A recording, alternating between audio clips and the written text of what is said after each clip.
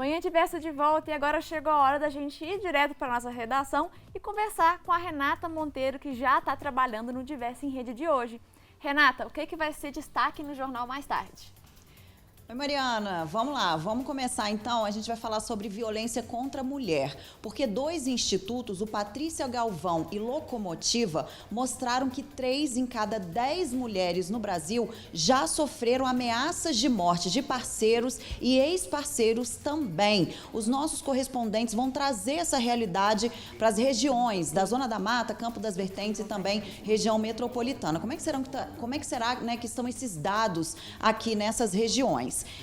Eles também trazem discussões para a Zona da Mata, Campo das Vertentes também, sobre a falta de saneamento básico, que, imagine, já resultou em quase, ou pelo menos, 200 mil internações por doenças que poderiam ter sido evitadas se não fosse a falta de saneamento básico, tá? Aqui no Brasil, isso. Então, os correspondentes trazem também essa realidade para a nossa região.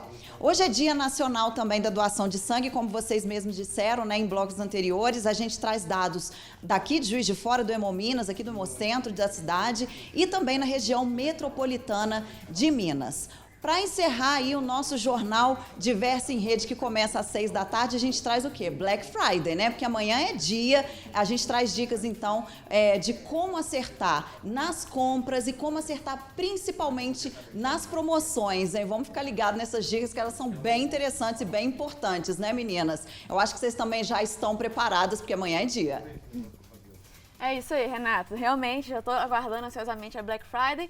E, mais uma vez, muito obrigada pela sua participação e fica o convite para o pessoal de casa para acompanhar o Diversa em Rede a partir das 6 horas, não é isso? Isso aí, 6 horas da tarde. Isso aí, muito obrigada. E para você que está em casa acompanhando o nosso programa, já viu que nós estamos falando aqui sobre relacionamentos, né? Então, a gente queria chamar um VT falando mais um pouquinho sobre esse assunto para a gente conseguir continuar aquela nossa discussão que começou no bloco anterior. Vamos conferir? A pergunta é, ainda vale a pena ter um relacionamento a 2?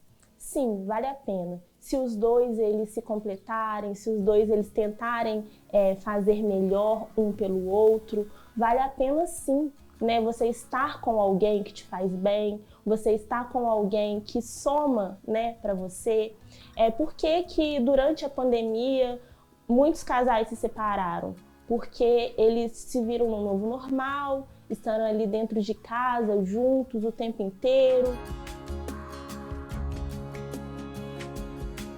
Os desafios, né, de você ter um relacionamento, desafios de um casal, é primeiramente compreender um ao outro, porque uma pessoa ela foi criada de uma forma, a outra pessoa foi criada de outra, e eles estão ali dentro de um relacionamento, tendo que se entender, né, e viver, começar uma nova vida ali, os 2. Eu trazendo coisas de que eu fui criada e o outro trazendo coisas de que ele foi criado. Então, o primeiro desafio é você compreender que você não está mais na casa dos seus pais, você está ali criando, né, uma nova família. Alguns sinais são você começa a perder o interesse de estar com o seu parceiro, você começa a perder o interesse sexual também, isso é muito importante. Você começa a perceber que não quer mais estar ali com aquela pessoa, muitas brigas, isso é muito importante quando você não quer mais dar o braço a torcer. A tempo inteiro você quer ter razão, você tá brigando demais. É importante, né, que cada indivíduo ele tenha a sua independência pessoal. Por quê? Porque uma das coisas que acontece dentro de um relacionamento é a dependência emocional. E a dependência emocional ela está muito relacionada a essa independência individual, financeira. Por quê? Porque quando eu me vejo totalmente dependente do meu parceiro, isso é algo ruim, não é algo bom. Então é importante que a gente tenha essa independência, faça, como eu disse antes, faça coisas separado, né? Tenha amigos, vou sair com uma amiga, vou jogar uma bola, né? Os homens gostam muito de jogar bola, vou jogar uma bola. Isso é importante, é saudável para o relacionamento, porque se a gente ficar o tempo inteiro somente com o parceiro, cria-se uma dependência emocional e faz com que esse relacionamento vire um relacionamento abusivo, se isso permanecer. Eu acredito que alguns dos motivos que levem à separação de um relacionamento é a não compreensão, né? Não querer ceder no relacionamento, não ter essa individualidade, como eu disse, ficar muito junto o tempo inteiro, fazendo tudo, né? A pessoa, ela só vive para aquele relacionamento. Isso também traz um desgaste, né? A não compreensão do outro, sempre querer ter a razão, sempre querer falar mais alto. Isso tudo, todas essas coisas, elas podem levar ao fim do relacionamento. O casal que ele identifica esses sinais, né, é bom ele buscar uma terapia de casal. Não sei se as pessoas conhecem, mas existe a terapia de casal, né, onde vai trabalhar todos esses pontos com o casal. Tem sessões que são somente o casal e tem sessões que são individual, né, a mulher e depois o homem. E trabalha todos esses pontos, né, o que está errado, o que a gente pode mudar, o que pode melhorar. E aqui, pode ir, Roberta. E aqui no estúdio a gente continua o nosso bate-papo com o padre Eduardo Faria. Eduardo, eu queria então, porque na nossa primeira conversa, você falou sobre celebrar fora da igreja. Isso não é em toda a igreja católica que é possível, né? Então, esclarecer isso, porque eu também fiquei na dúvida, acho que alguém aí de casa também pode ter ficado. Então, como eu disse no começo, eu pertenço à Igreja Católica Anglicana. A Igreja Católica Anglicana é uma das 54 denominações católicas que existem no Brasil, em conformidade com o último censo. Você tem os católicos brasileiros, enfim, você tem uma variedade de católicos muito grande, e eu pertenço à Igreja Católica Anglicana. Nós, católicos anglicanos, temos esta possibilidade de celebração fora dos templos.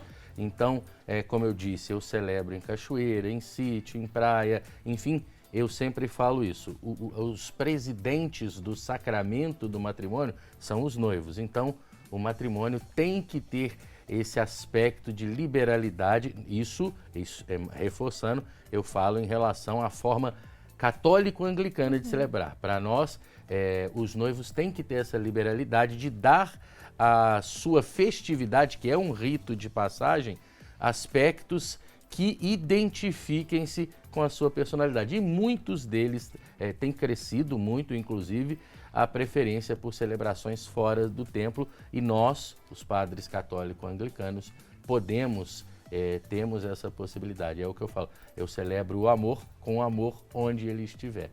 Esclarecimento feito, então vamos para a próxima pergunta. O senhor acredita aí numa possível recuperação dessa relação que acabou terminando por causa muito da pandemia, né?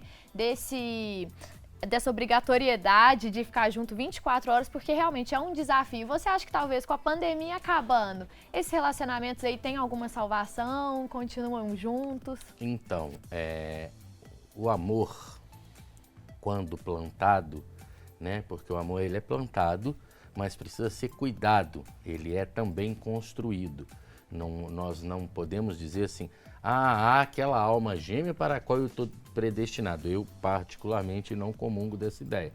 Há pessoas que se afinizam e aí a relação é construída, como eu disse, através da convivência, do diálogo, enfim, elementos que devem ser desenvolvidos. Se essas pessoas estiveram juntas a ponto de estarem obrigadas à convivência na pandemia, é porque em algum momento elas se abriram para esse amor que é plantado, na minha opinião, por Deus. Outras pessoas terão outras explicações. A psicologia vai dizer que é uma questão, enfim, biológica e tal. Eu acredito que é Deus quem planta esse amor. E aí sim, nós precisamos saber cuidar.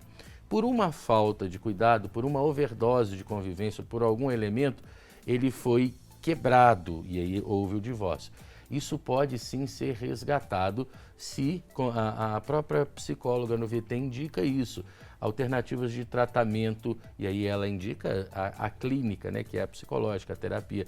Pode haver também um acompanhamento espiritual. Eu faço isso com os noivos com quem eu celebro, eu sempre digo isso. A obrigatoriedade do acompanhamento para sempre, a direção espiritual que a gente diz. Então, é uma plantinha, ela quase morreu. Você pode resgatá-la se você souber cuidar. E é uma coisa que o nosso século perdeu, não somente em relação ao vínculo afetivo, como eu disse no começo. Em todos os sentidos, nós, seres humanos, estamos cada vez menos comprometidos com o cuidado. A gente quer cuidar menos das coisas. Então, nesse caso da sua pergunta específica, voltando a cuidar, ela vira uma árvore frondorosa e eu tenho alguns exemplos disso. A gente falou muito de separação, mas vamos agora falar de união também, né? Porque, por outro lado, muitos casais se conheceram durante a pandemia, muitos casais que já estavam juntos aproveitaram que iam realmente ter que ficar confinados e foram se confinar juntos e viram que deu certo, e aí viram que disso realmente, né? Essa foi a motivação que faltava para esse relacionamento virar um casamento. E teve muitos casais que se conheceram online, que namoraram à distância. Então a gente viu aí várias formas de relacionamento mudando ao longo desse período. Como que o senhor vê, a partir de agora, depois desse momento de pandemia, onde esses relacionamentos surgiram e se desenvolveram de uma forma diferente, a curto e longo prazo, a curto, médio e longo prazo, que mudanças a gente pode ver aí nos relacionamentos? Eu acredito que a pandemia trouxe um elemento muito importante para os relacionamentos afetivos. Muitas perdas, muito risco, uma insegurança do amanhã, não somente no nível biológico, mas econômico, financeiro, social, internacional. Então isso gerou uma insegurança ontológica propriamente dito. E essas formas de relacionamento que surgiram no meio desse vendaval tendem a ser formas mais seguras. Por quê? Porque as pessoas perceberam que algumas outras coisas que antes a gente não olhava com a devida atenção são importantes. E isso na relação afetiva tende a gerar compreensão, estabilidade, embora nós acabamos de falar de que também pode ter reflexos contrários. Nesse caso das relações que surgem, eu penso que surgindo em um novo modelo, em um novo contexto, porque nós temos um novo contexto relacional em todos os sentidos, há uma tendência de se desenvolver formas muito mais interessantes de relacionamentos, de vínculos, e isso, obviamente, sempre vai trazer resultados muito positivos no espectro do amor que a gente falava.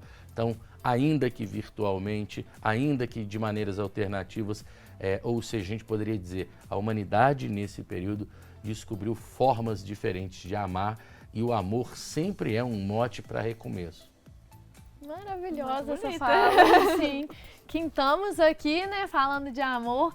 Eu tenho vontade de casar, já vou colocar aí você na minha listinha para celebrar. Tomara que dê certo. Vai ser uma alegria muito grande, com certeza vai dar.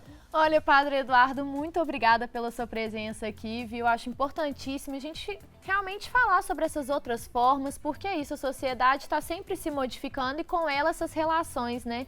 E que o amor consiga aí cada vez se fortalecer mais, porque é ele que move mesmo as coisas boas do mundo, né? Então, muito obrigada.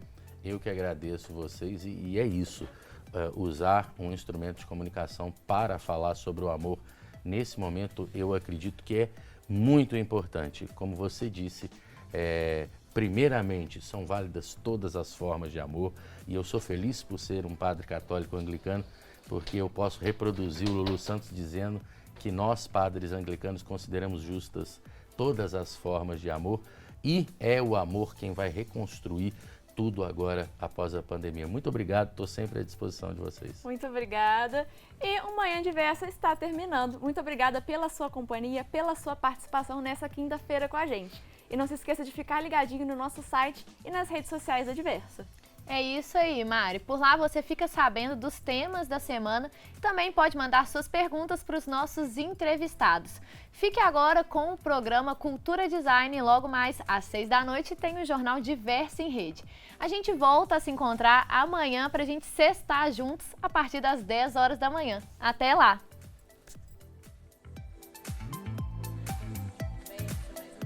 Pronto.